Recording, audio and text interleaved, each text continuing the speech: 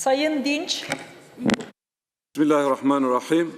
NATO zirvesi sürecinde Ankara'nın Haymana ilçesinde Muhammed Kavi ile eşinin hayatını kaybettiği operasyona ilişkin ciddi soru işaretleri sürmektedir.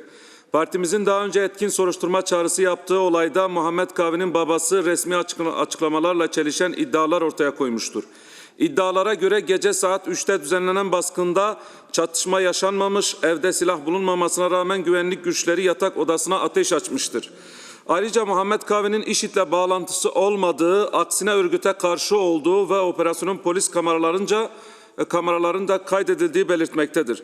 Bu iddiaların bağımsız ve etkili bir soruşturmayla aydınlatılması, tüm delillerin kamuoyuyla paylaşılması zorunludur.